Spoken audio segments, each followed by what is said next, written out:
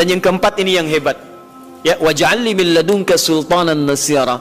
Allah akan tolong langsung orang ini ketika ada lingkungan sekitar yang akan menyakiti atau menjahilinya. Kalau diisengi orang, diganggu orang dan sebagainya, ini orang-orang seperti ini langsung mendapatkan perlindungan dari Allah Subhanahu wa taala. Ada satu kali, ini kisah nyata, seorang saleh ahli tahajud, sampai saking ahli tahajudnya tidak ingin meninggalkan kebiasaan ini. Ini sangat nyata kisahnya dan tidak mengarang.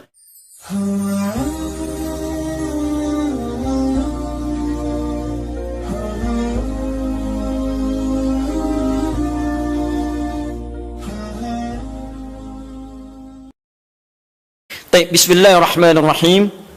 Ikhwas sekalian, saudara-saudariku, salat tahajud seperti kami sampaikan di pertemuan lalu adalah salat yang sangat penting. Ingat, kalau di pertemuan lalu kami sampaikan 4 keutamaan tahajud, hari ini saya tambahkan 2 dan 3 yang lain langsung dari Al-Quran.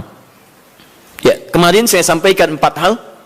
1, masih ingat Quran surah ke-17 ayat 79 sampai dengan 81 itu. Orang yang rajin tahajud akan mendapatkan 4 keutamaan yang tidak didapatkan oleh orang-orang yang tidak tahajud, sekalipun sholat fardunya begitu khusyuk. Di antum sholat fardu khusyuk, bagus, tapi nggak tahajud, nggak dapat 4 keutamaan itu. Ini sudah saya bahas panjang lebar di pertemuan lalu, saya hanya sebutkan cepat saja. 1, Allah akan mengangkat karir, pekerjaan atau aktivitasnya di tempat yang terbaik. Ya deh, jadi kalau antum misalnya pengusaha atau orang karir di kantor dan sebagainya, itu akan cenderung kemudian ditolong oleh Allah, diangkat ke tempat yang terbaik. Terbaik itu tidak harus puncak yang paling tinggi, direktur, tidak misalnya, tapi tempat yang bisa membuat nyaman hidup Anda, sholat bisa nyaman, bergaul juga nyaman, dan tenang kehidupannya. Mungkin level Anda nggak sampai puncak ya direktur utama, mungkin direktur 1, 2 gitu ya, tapi Anda dijauhkan dari hal-hal yang maksiat, dijauhkan. Sholatnya enak, punya ruangan nyaman dan sebagainya. 2, Allah akan bimbing setiap ahli tahajud. Allah akan bimbing sehingga menjalani awal pekerjaannya dengan begitu mudah. Wa rabbi adkhilni mudkhalas sidqi. Ya Allah, tolong bimbing saya supaya mengawali pekerjaan dengan cara yang benar. 3, awas hati-hati. Anda memang posisi tinggi, sekarang dapat proyek, apakah setiap yang dapat proyek menjalani pekerjaannya dengan benar? Belum tentu. Jangan tinggi-tinggi lah. Maaf ya, apakah orang tua yang sekarang menyekolahkan anaknya ke tempat belajar menjalani awalnya dengan benar? Hati-hati ya Bu ya, Pak. Bapak Ibu menyekolahkan anak dengan awal yang salah, maka memberikan jalan keburukan ketika dia belajar. Saya katakan, jangan pernah Anda masukkan anak Anda ke sekolah dengan menyogok. Bayar sekian supaya masuk, menyalahi aturan. Kalau awalnya sudah salah, bagaimana anak Anda bisa belajar dengan benar? Mustahil mendapatkan sesuatu yang tidak baik. Yang baik itu mustahil didapatkan. 3, wa akhrijni mukhrajas sidqin. Allah berikan jalan keluar terbaik dari persoalan yang dirasakan. Di ahli tahajud itu setiap punya masalah, bukan nggak dapat masalah ya, bukan tidak bermasalah hidupnya. Dia mendapat ujian juga. Cuman sebelum diuji, diringankan masalahnya. Sehingga seakan-akan nggak punya masalah. Padahal sama dengan yang lain, cuma saat akan dia lalui, Allah ringankan persoalannya sehingga mudah dilalui. Dan yang keempat ini yang hebat. Ya, waj'alni min ladunka sultanan nasira. Allah akan tolong langsung orang ini ketika ada lingkungan sekitar yang akan menyakiti atau menjahilinya. Kalau diisengi orang, diganggu orang dan sebagainya, ini orang-orang seperti ini langsung mendapatkan perlindungan dari Allah Subhanahu wa taala. Ada satu kali, ini kisah nyata, seorang saleh ahli tahajud, sampai saking ahli tahajudnya tidak ingin meninggalkan kebiasaan ini. Ini sangat nyata kisahnya dan tidak mengarang. Satu kali Pak, kemudian malam-malam dia perjalanan dengan rombongan. Sekarang lihat apa yang beliau sampaikan. Begitu datang harimau itu, perhatikan ahli tahajud ini, dia ingat dengan janji Allah. Dia ingat dengan janji Allah. Perhatikan baik-baik ya.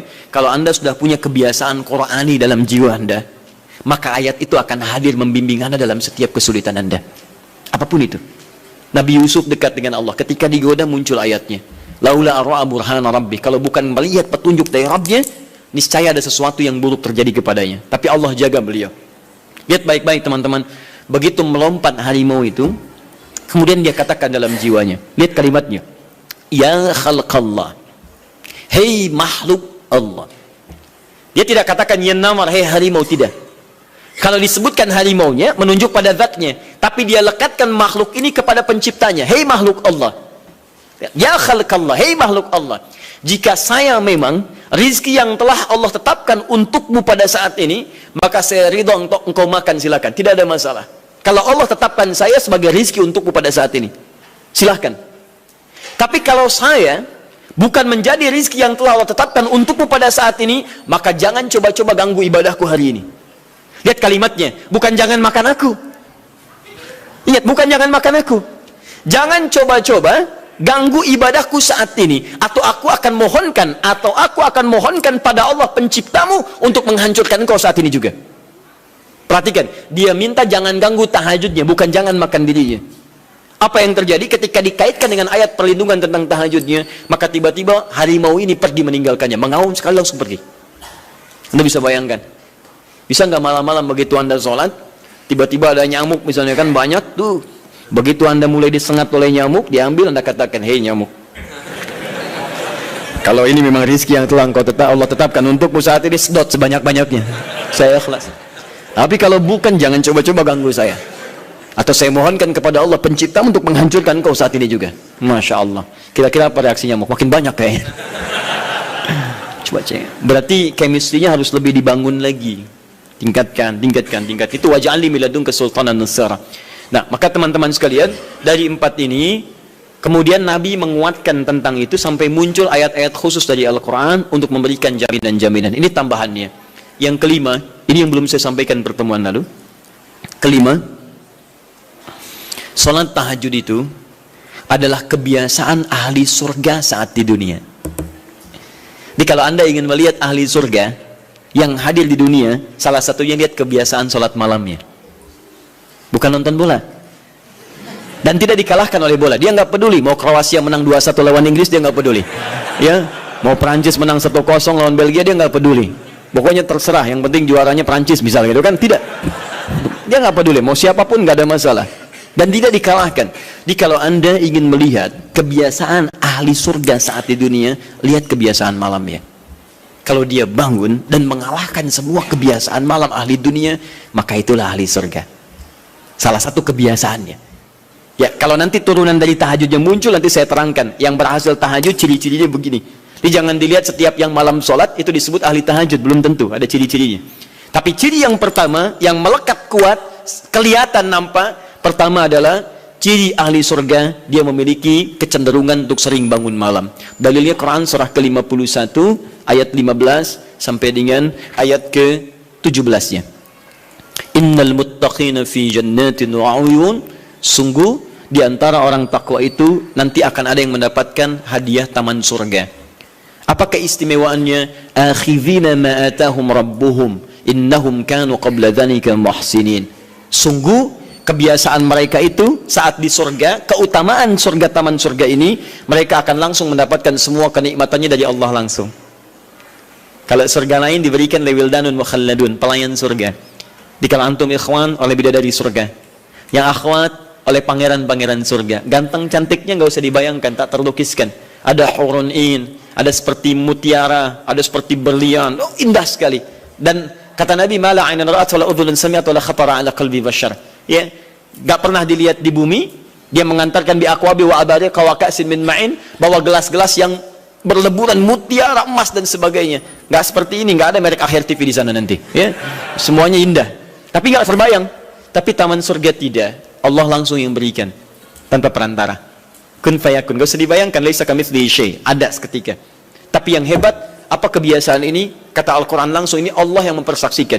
Innahum kanu qabla dzalika muhsinin. Mereka itu ahli ihsan saat di dunia. Ayat 17-nya, kanu qalila minal laili ma yahja'un. Mereka itu malamnya sedikit tidurnya. Jadi punya kebiasaan bangun malam. Jadi kalau Anda, ini cara memahami ayat itu begini. Cara memahami ayat seperti ini, jangan mencari orang lain. Anda sendiri yang menjadi bagian dari ayat itu. Jadi itu diinformasikan pada kita sebagai tawaran. Kita mau nggak berniaga dengan ayat itu? Mau nggak menjadi bagian dari ahli surga itu? Jadi jangan sibuk mencari kebiasaan orang. Kenapa Anda tidak membiasakan diri di bagiannya? Ya. Jadi coba cek dari keluarga. Ada nggak sudah jadi bagian dari ahli surga di keluarga Anda? Sekarang pulang ke rumah, coba lihat dari sekian orang yang ada di rumah berapa yang bangun? Mula-mula cuma 2 orang, menikah suami istri belum bangun. Allah kirimkan anak belum bangun. Sudah ada cucu belum bangun. 10 orang di rumah nggak ada yang bangun. Masa satu pun nggak ada yang jadi ahli surga? Ayo coba. Makanya karena saking tingginya ayat ini, Nabi sampai membangunkan istrinya, membangunkan menantunya, membangunkan anaknya Fatimah Az-Zahra, menantunya Ali bin Abi Thalib. Dibangunkan oleh beliau, ayo bangun, bangun, bangun. Saking inginnya keluarga Nabi terpancar cahaya surga sejak mulai di dunianya. Tonton pulang ke rumah ya, coba lihat tuh. Anak-anak yang di pesantren kalau pulang dan sebagainya, malam bangun nggak dia? Coba biasakan, bangun, bangun, bangun. Dan Anda akan rasakan hal yang sangat berbeda. 2. Tadi tambah 1 ya, berarti 5. Sekarang yang ke-6. Orang-orang yang rajin bangun malam, itu orang-orang yang mendapatkan pujian langsung dari Allah Subhanahu wa ta'ala. Jadi kalau Anda ingin melihat orang yang dipuji Allah, itu lihat orang yang sering bangun malam, tahajud. Di antara dalilnya, Quran surah ke-32 ayat ke-16. Tatajafa junubuhum 'anil madaji' yad'una rabbahum khaufan wa tam'a wa mimma razaqnahum yunfiqun. Setelah kita sujud itu ayat sajadah, Allah terangkan. Itu indah sekali kaitannya. Nih, di antara orang sujud ini